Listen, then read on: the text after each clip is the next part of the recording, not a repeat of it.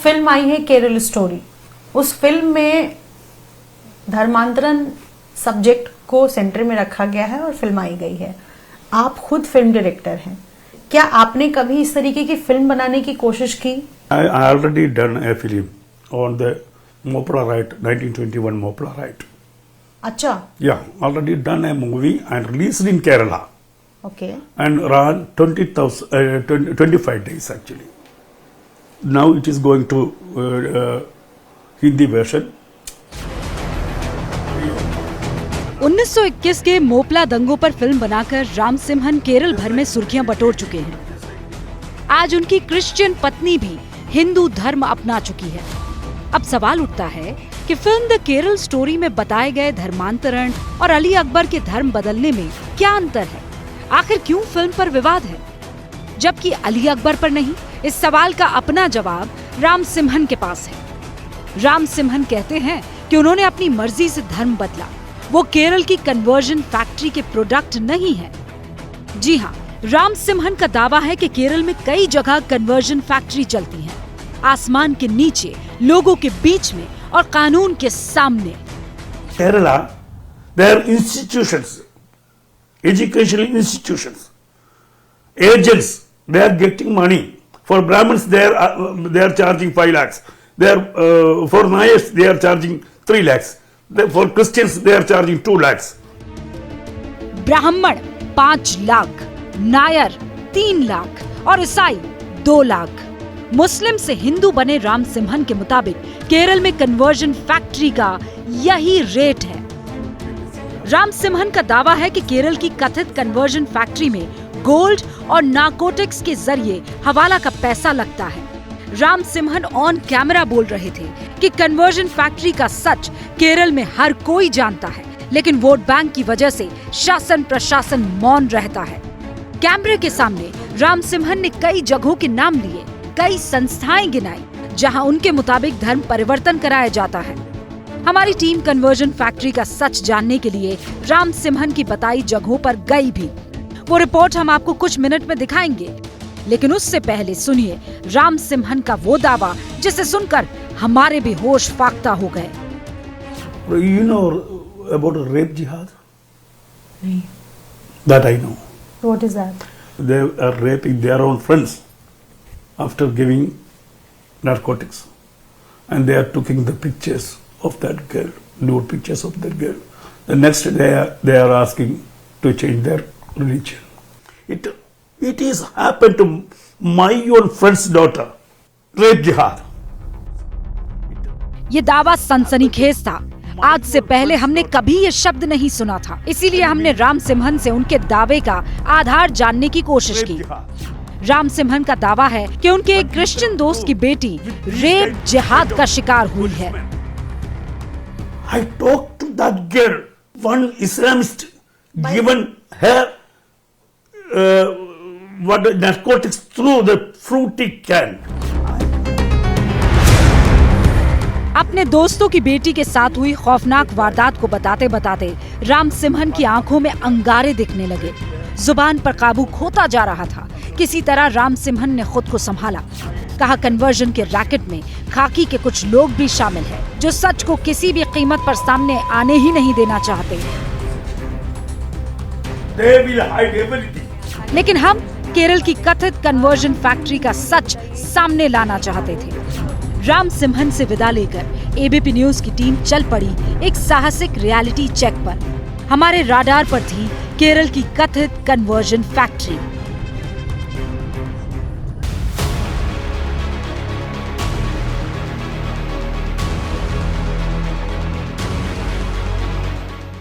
अब तक की इन्वेस्टिगेशन में केरल फाइल्स के जितने भी सफे खुल चुके थे, वो चौंका रहे थे।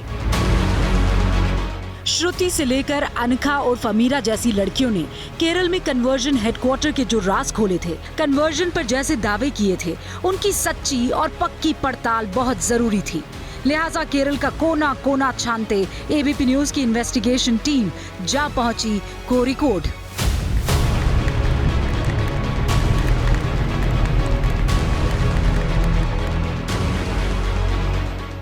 वो कोरिकोड जहां तरबियत उल इस्लाम सभा है, जहां अनखा ने अपने कन्वर्जन का दावा किया था।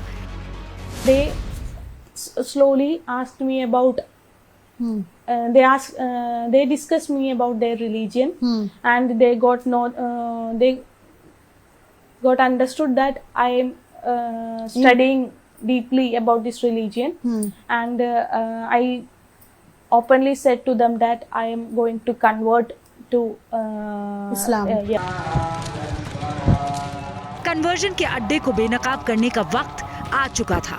एबीपी न्यूज की जाबाज रिपोर्टर निधि श्री बिना जान की परवाह किए उस तरबियतुल इस्लाम सभा में दाखिल हो गई जहां कई राज खुलने वाले थे।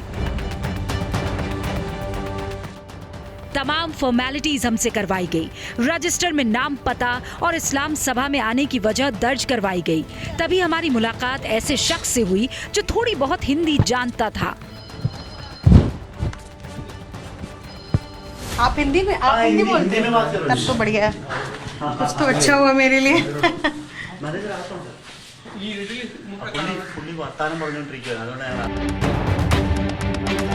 लैंग्वेज का जो बैरियर हमारी पड़ताल के आड़े आने वाला था वो टूट चुका था। हमारा खुफिया कैमरा ऑन था। सब जांचने परखने के बाद हमें एक कमरे में बैठा दिया गया जहां असलम नाम के शख्स से हमारी मुलाकात हुई और इसी मोहरे ने कन्वर्जन गैंग के तेजाबी मंसूबों का ट्रेलर हमें दिखा दिया। आपका नाम? मेरा नाम असलम। असलम भाई, मैं निधि हूँ एबीपी से और मैं दिल्ली से आई हूँ। केरल स्टोरी सुना है आपने? जी सुना, मुझे सब मालूम नहीं, फिल्म के बारे में मैं देखता नहीं वैसे। तो उसमें अलग अलग तरीके की बातें हैं। उसमें ऐसा परोसा जा रहा है उस फिल्म के जरिए कि केरल में ज़बरदस्ती जो है वो लड़कियों का धर्म बदलवाया जा रहा है। तो इस पर आपका क्या कहना है? ऐसा वो है कि नहीं है? देखिए, ये सरासर बात गलत है। ये अपनी रोटी अपना थाली खाने के लिए किसी का इल्ज़ाम लगा रहा है। ये सरासर बात गलत है। ये कोई भी अगर ये फिल्म बना रहा है उसके ऊपर खुद कार्रवाई होनी चाहिए। कैमरा ऑन था। इस्लाम सभा में रहने वाला असलम अनजान था। वो बेबाकी से बोल रहा था। द केरल स्टोरी फिल्म पर उसकी भड़ास निकल रही थी। वो बार बार यही जिक्र कर रहा था कि केरल में कन्वर्जन का कोई खौफनाक खेल नहीं खेला गया। जैसे मैं अंकल के पास हूँ, अब वो ऐसा थोड़ी है कि मुझे वो गर्दन करके, मुझे मार के, मुझे ज़बरदस्ती करके वो रोटी खा लेंगे मेरा। ऐसा नहीं है ना। वो जो फिल्म बना रहा है वो बहुत बड़ा गलत कर रहा है। किसी के धर्म पे, किसी पे इल्ज़ाम पे लगा के वो फिल्म बना के अपना काम करना है, ये बहुत गलत कर रहा है। ये ऐसे कोई कैमरा पे बोल पाएंगे? कैमरा पे बोलने के लिए बोल लेंगे, क्यों नहीं बोलेंगे? जो चीज़ गलत जो है, बात ठीक है, बस हम लोग इसीलिए आए। जो चीज़ गलत ऐसा अभी तक केरल में नहीं हुआ है। बातों बातों में असलम की जुबान और जहरीली होने लगी। वो अपना बैकग्राउंड बताने लगा। हमारी तेज तर्रार रिपोर्टर निधि श्री ने उससे ऐसा सवाल पूछा कि वो और आग बबूला हो गया। जन्म से मुस्लिम ही हूँ, पर हिंदू के साथ में रह गया। अब मेरी मम्मी को मार दिया, जला दिया, तो मुझे रहना पड़ा हिंदू के साथ में। लेकिन हिंदू हमारे साथ किया गया, तो मुझे मुस्लिम अपनाना। खैर, हम यहाँ उस सच की तलाश में आए थे जिसने अनखा और जाने अनखा जैसी कितनी लड़कियों की जिंदगी यहाँ तबाह कर दी थी। हम इस्लाम सभा के हर सच को कैमरे में कैप्चर करना चाहते थे, लेकिन इससे आगे जो कुछ हुआ वो और चौंकाने वाला था। ये सब मैं भी नहीं कुछ कर सकता, ठीक है? मैं जा रहा हूँ। वो मना किया। वो मना किया। वो क्या करेगा? मैं कुछ नहीं कह सकता। और ये जो भी बन रहा है ये गलत है।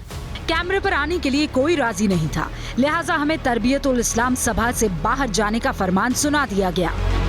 कोड़िकोड में तरबियतुल इस्लाम सभा में पहुंची ज़रूर हूँ। एबीपी न्यूज़ का कैमरा भी पहुंचा है और जिसके बारे में जो बातें कही गई कि यहाँ पर धर्मांतरण ज़बरदस्ती कराया जाता है, यहाँ पर मैं पहुंची हूँ। ये आपके सामने तरबियतुल इस्लाम सभा है, लेकिन यहाँ पर कोई भी व्यक्ति ऐसा नहीं है जो मुझे सही जानकारी दे सकता है, क्योंकि सब ने कैमरे पर बात करने से मना किया है। और यहाँ पर पहुँचने का सिर्फ और सिर्फ मेरा मकसद ये था ताकि मैं जान सकूँ, समझ सकूँ कि सच्चाई क्या है। हर तरीके की बातें हैं, लेकिन सच क्या है ये समझने की और जानने की हमारी कोशिश थी, लेकिन यहाँ पर हमें मना कर दिया गया है, लिहाजा हमें यहाँ से लौटना होगा।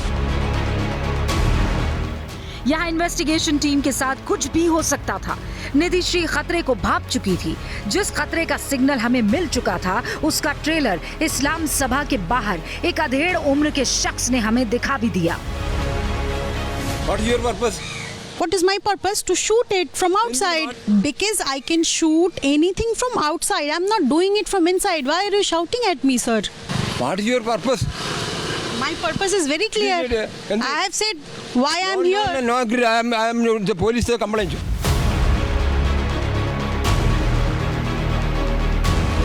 ऑन कैमरा तरबियतुल इस्लाम सभा का ये प्यादा हमें धमकी दे रहा था। ये वही अड्डा था जिसका जिक्र अनखा ने भी किया था।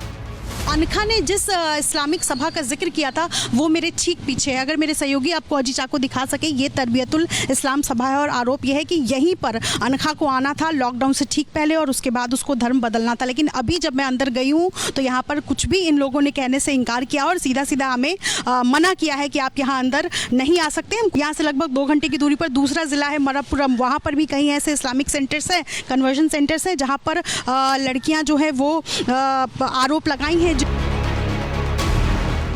तरबियत उल इस्लाम सभा में अगर कुछ गलत नहीं होता तो फिर हमें अंदर जाने से क्यों रोका गया? क्यों इस्लाम सभा से जुड़े लोग बार बार धमकी दे रहे थे? ये सब बताता है कि यहाँ कुछ ना कुछ तो ऐसा है जिसे ये लोग जग जाहिर नहीं होने देना चाहते।